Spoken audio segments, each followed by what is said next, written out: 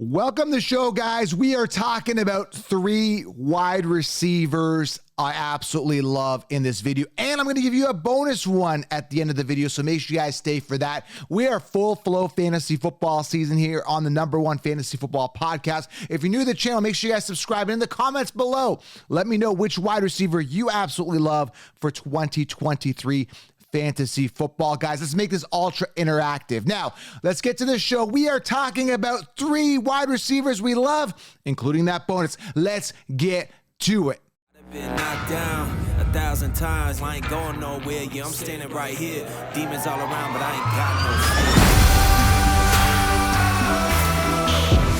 All right, guys, let's dive into this. Before we do, head on over to fandraft.com. Guys, make it an interactive draft experience this year. Get rid of those boards you used to stick on the wall. Now you can be totally immersive. Guys, check it out. Multiple board displays, custom logos and owner images, team walk-up songs, a customizable draft clock, streaming pick ticker, voice announcer, and so much more. Now you get a digital draft board, guys. fandraft.com/FFC and use code FFC10, guys, to save $10 on a pro account. If you're a commissioner or you know the commissioner well, or if you're in a league with your friends, use a digital draft board to enhance that experience for your draft, guys. And you could do it remotely too. If you're at home, you can still have this experience, or in person.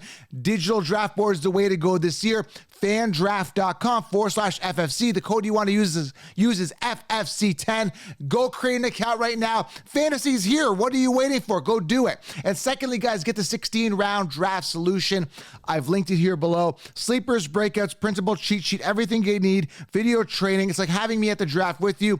16-round draft solution to smash your leagues. All right, if you're new to the channel, subscribe, thumbs up. It really helps the channel. Smash, thumbs up, smash, smash, smash. I'll wait right now. It takes 2 seconds of your time and gets out the truth to everybody else, because the kid sheep says they're run by the machine. We need to beat the machine, because I'm just like you. I'm a guy that's just super passionate about fantasy that really wants to get the message out and help people actually win their leagues. All right, so let's dive into it. No more talking. First player that I love at the wide receiver position. Now I want to say something. There is other guys I love.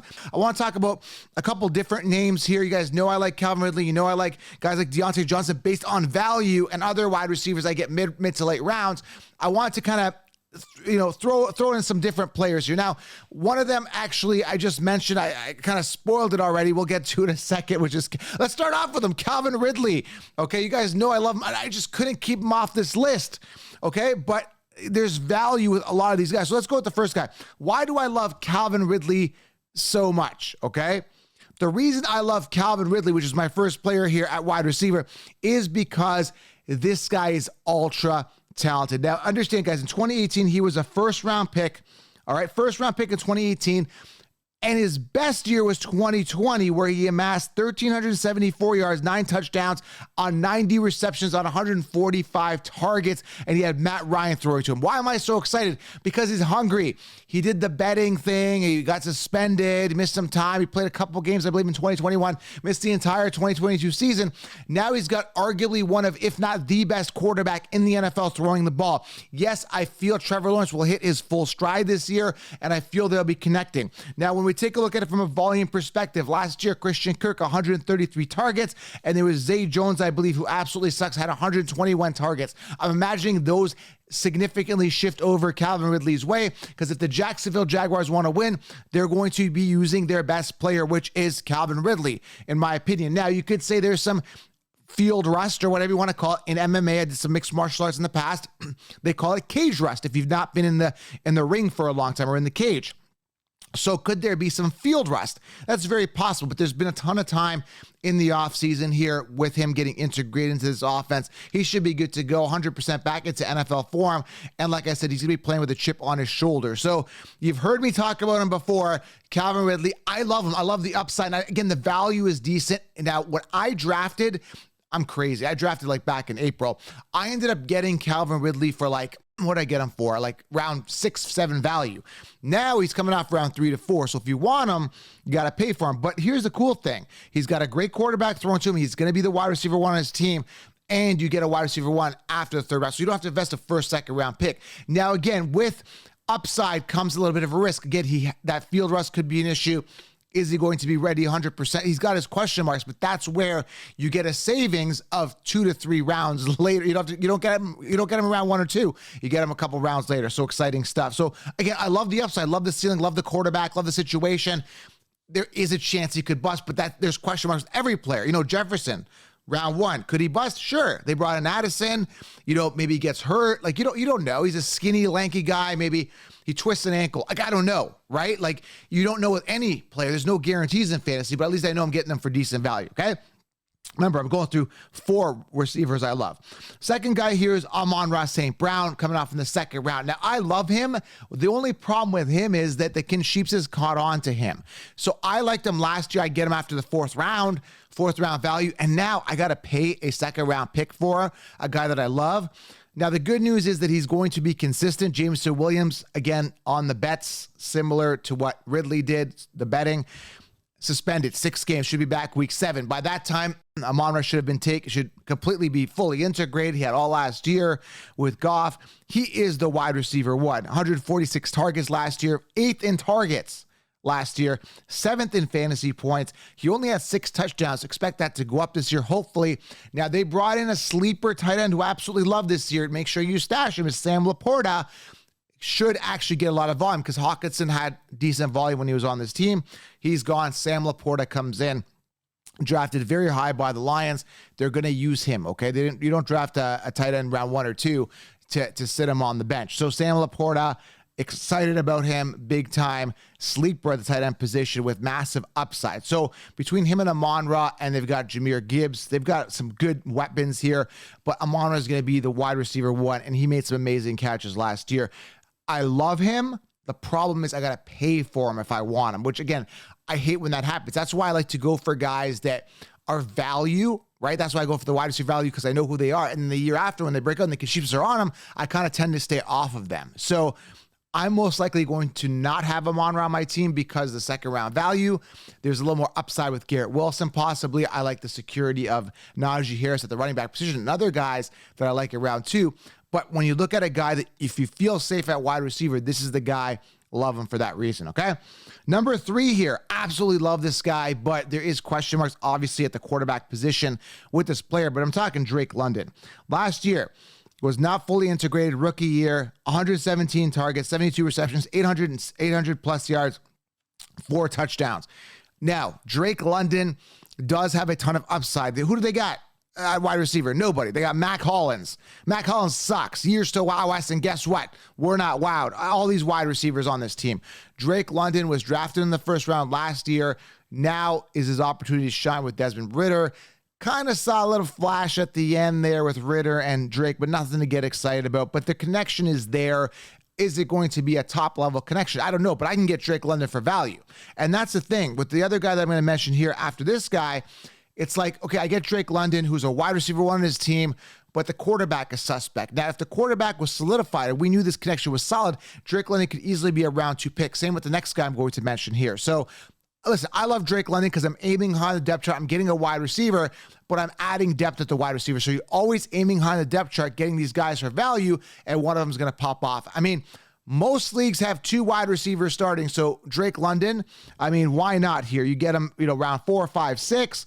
Great, anywhere in there is good. I say round, he's coming off early, right? It depends on how many people are in your league. 4 to 6 is kind of his ADP, depending on how many people are in your league.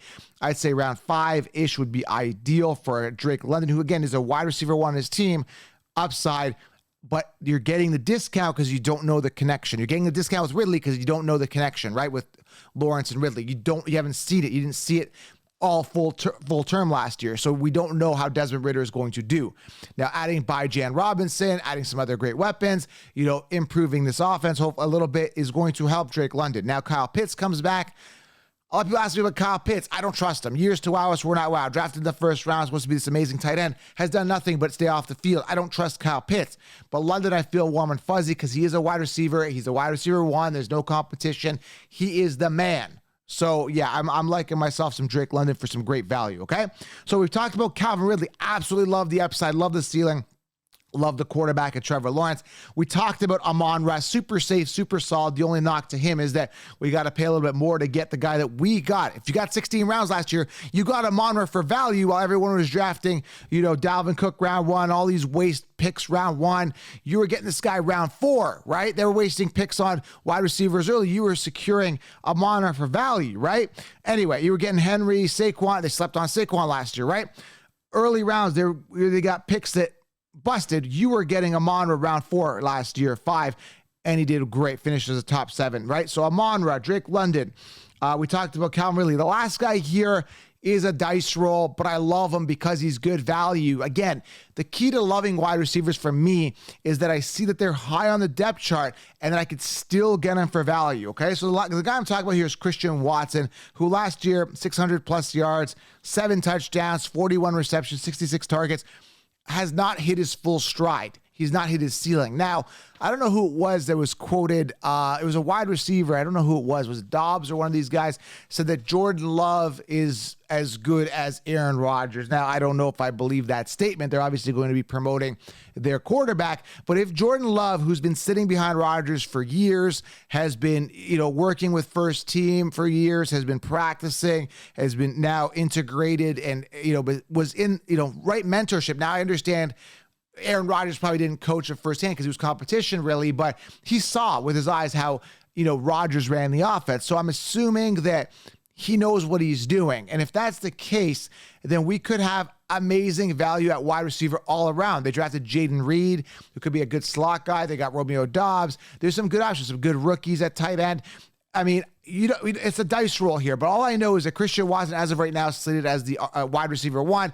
And there could be a ton of ceiling. You're getting a wide receiver 1, similar to Drake London, similar to Calvin Ridley, for amazing value, right? That's why you're getting him for value, because there's uncertainty on how the connection could be. But these guys are top-tier quarterbacks. They wouldn't be starting in the NFL if they can't get the ball down the field. All we need is volume to these receivers, and they're going to be producing solid fantasy numbers. That's it. Give them the volume, the numbers will show up. And again, you're getting wide receiver 1. So you could stack yourself a Ridley, a Watson, a London. You get them for value. And again, like I said, there's typically 2 wide receivers start slots, right? So if one of them busts, you're still good, right? You're still solid. And there's tons more sleepers later on. I talk about this in the 16-round draft solution. You don't necessarily have to spend an early round pick on a wide receiver when you get all this value later. Now, some people are saying, well, Joe, it's good to go 0 RB and get running backs later because there's value at running backs. There is, but there's way more value at wide receiver than there is at running back, because with running back in rounds 5, it's almost 4 or 5, aside from if you can get Dameon Pierce or something like that. But again, that's an anomaly that he's even falling that late this year, because again, it's the offensive suspect with Houston. But it's very unlikely after round 3, very rare anomaly that you're going to get an RB1 with no committee after round 3.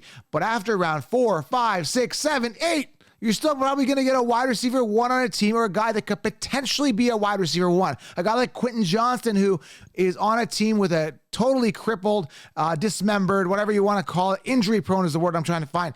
Injury-prone wide receiver core. You've got the wide receiver core that gets hurt all the time. Mike Williams can't stay healthy to save his life. Keenan Allen, he's old. He's old as dirt. So you got Quentin Johnston, who's drafted in the first round, who could potentially be the one. I get him for great value, who could be the one. So you stack a bunch of these wide receivers and you're rock solid, okay? Tons of value here in this video for you guys, all right? Now, if you guys want every player, sleeper, breakout, everything laid out on a silver platter and went to draft them, grab the 16-round draft solution. It will help you guys be light years ahead of the competition, or the sheeps, as I like to say, all right? So there's 4 or 5. I gave you a bunch of wide receivers I love in this video. If you're listening carefully, there's some golden nuggets in here.